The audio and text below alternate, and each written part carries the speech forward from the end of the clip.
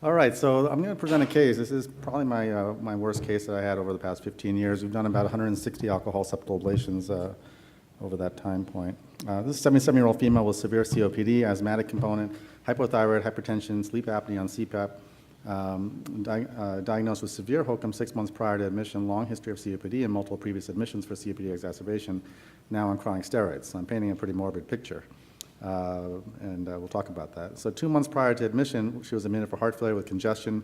Medications were adjusted, diuresed, and discharged home. And another steroid pulse was given on top of her baseline steroids.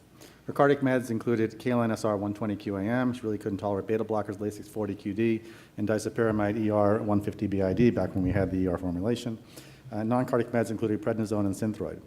Her FEV1 was 1.4, so significant debilitation there. BMI 36, New York Heart Association class 3, primarily dyspnea exertion. No syncope, no pacemaker ICD implanted. Long discussion with her about the contributors of her dyspnea exertion. This is typical that happens in some of these older patients with multiple trigger points for her dyspnea, including her pulmonary disease, her BMI, her arthritis, her cardiac problems. And the decision was made to treat the LVOT obstruction as the immediately modifiable substrate. And I think in cardiology, we oftentimes do this. What can we actually do? And I think that's one of the challenges of a procedure that can be done, but certainly can also have risk. So the patient was deemed a poor surgical candidate, so this wasn't an option to do myectomy at this point. Her echo showed moderate LVH, septum 2.0, and posterior wall 1.4. She had SAM. She had no resting outflow tract obstruction, but 50 with Valsalva. She had an echogenic scar at the basal septum, which you'll see at the point of contact, indicating chronic diastolic and/or systolic contact with the basal septum. She had normal coronaries with EF 65%. Her pressures were there. Her EDP was fine. She did have 3 Woods units, which is not terrible, but her index was below 2, indicating severe cardiac dysfunction in terms of perfusion. So resting outflow tract obstruction was 20 that went to 80 with Valsalva, and a combined maneuver 150 millimeters of mercury with these 2 maneuvers. And this was consistent with significant cardiac component to her dyspnea exertion, both diastolic dysfunction as well as a systolic dysfunction from outflow tract obstruction. And the ablation was performed. So you can see here that you have a basal septum that has an echogenic area, so you can target this area with alcohol ablation. There's no MAC or anything that's contributing. The septum is somewhat thick, but not enormous. You can see SAM over here, the obstruction in the outflow tract. Here's a V-gram on the left. Very hyperdynamic function, which is typical in this patient population. Certainly also with pulmonary disease is also very typical, and you can see a first septal perfora that's pretty big. So this I'll tell you also in our early experience of non-subselective alcohol septal ablations.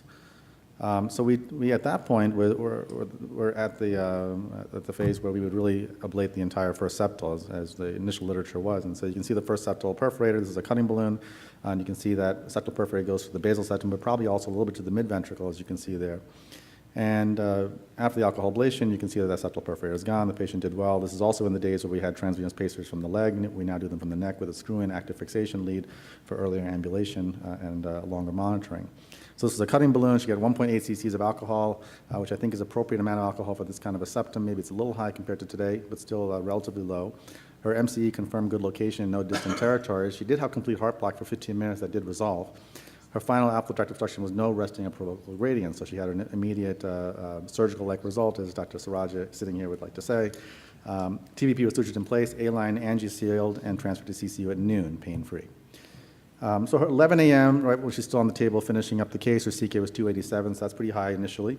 At 4 p.m., the CK is 1485, so a little bit higher than we expect, but not too bad. At 9 p.m., patient described acute abdominal and back pain. So this is very unusual on the first day with a drop in systolic blood pressure to 80s and increasing dyspnea exertion. She was starting on levofed. I was already home. 9 p.m. her CK is 1347, so it was already coming down. So very early infarction that is coming down already. She was placed on 100% non-rebreather, 93% SAT intubated, and a stat echo was done. And the echo was very hard to see everything, but you can see in this view the basal septum is very somewhat thinned already, which is a little bit unusual.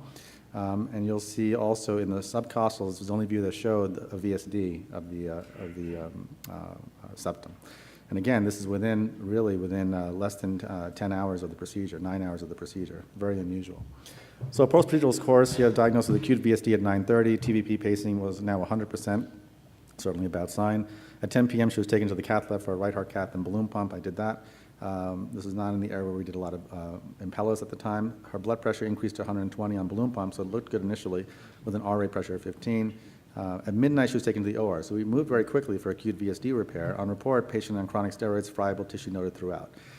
Intra-op TEE showed closure of the VSD, no residual leak, and she was brought to the CQ on multiple drips with a lactate at 10. At 9 a.m., she was diuresing and actually was doing well. Her drips were being lowered. Her blood pressure was down to 110, or maintained up to 110. At 10 a.m., however, she had recurrent acute decompensation, likely due to patch dehiscence.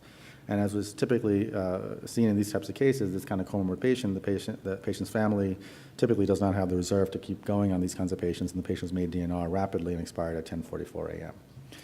So what are the teaching and discussion points here?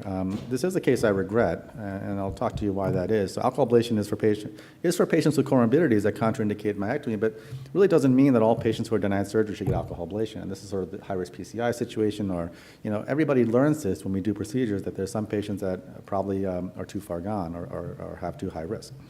Chronic steroids use should be an absolute contraindication, I think, similar to the risk of surgical literature. We have not learned this as interventional cardiologists, that these patients do poorly, and the VSDs and these kind of complications happen very rapidly within the first 10 to 12 hours. I think nowadays we do subselective alcohol ablation to be preferred, and I think also, and I'm interested in hearing Dr. Siraj's view here because he's done this a long time as well, should we be preferentially find the septals that go just to one side of the septum as opposed to the entirety of the septum? If we can find the septals that just hit more of the LV side as opposed to the RV side, will that result in a reduction in a transmural infarction that could cause VSD? Because I think this is still a complication that is dreaded, and we don't have good ways of predicting this and preventing this. Centers with LVAD capability might consider emergent impella ECMO to facilitate surgery and bridge to recovery. However, these patients are very sick, and they were sick for a reason that they came to the lab for alcohol ablation as a last-ditch effort, and they're not the kind of patients that people then want to do aggressive maneuvers with. So thank you. So Paul, any thoughts about the case, or how will we prevent VSD in these patients? Is it case selection, or is it... Well, first of all, thank you for showing that. Because I honestly, I don't know if I really think about chronic steroids as a contraindication, but it makes a lot of sense. Yeah. I do wonder, with your points there, that if we had done sub-selective. Right. That first little branch may have done it, because it was thicker there. I think the mid-ventricle was thinner, and so the mid-ventricle was probably what blew. As an interventionist, we all know we can start small and always add It's true. to it later. In terms of my rule of thumb for alcohol dose, I usually say 0.8 cc's per 10 millimeter thickness. So this was about that. Yeah, you're right. It was a little bit higher, but nowadays I would have done about a cc. Yeah. Right. But it's certainly From a surgical standpoint, if you don't decompress that left ventricle, this is an acute post-infarction VSD. There's still a big problem for us as surgeons because you sew it in and the tissue just stays. Yeah. So we take these people now that come in with real VSDs and we put them on an LVAD and just decompress them for 6 weeks. Now, you can wait 6 weeks and it's easy to fix. If you Right. have to fix it, then we still decompress them some way. Yeah. Now, I know this was earlier. Yeah. But this was doomed to failure. Your poor guys, they didn't want to operate on it, which was electric. But then the question is, how long do you wait? I mean, really, you have to wait weeks, right, for this? So where does the 6-week rule come in? Six-week rule come from, in the old days, people would come in, they'd get their post-infarction VSD fixed, and the mortality was huge. So they found out if you could wait 6 weeks, the mortality went down, but 90% of the people died. They can't wait. You look at this patient here, there's no way this patient can tolerate an LVAD for 6 weeks. So what you're doing is, well, they can, they certainly can. Yeah. I mean, but if they were going to patch it and then put them in an LVAD, that just keeps it decompressed. The problem is that you're sewing in the mush, and you have this huge pressure dip. What you have to do is remove the pressure differential somewhere. Right. And then you do that with impella, which actually does a pretty good job of decompressing the ventral, which is probably what I would have done. I think we would have done that now, right? And the center that I was before this, before I'm now at Westchester, which we do heart failure transplant, LVADs, ECMO, everything. But at the other center that I was at, we didn't really have all that available in the middle of the night. And so I think, I think as a community, we're really not able to tackle all these things. We forget that we can do a procedure, but we can't deal with all the complications at every hospital. So.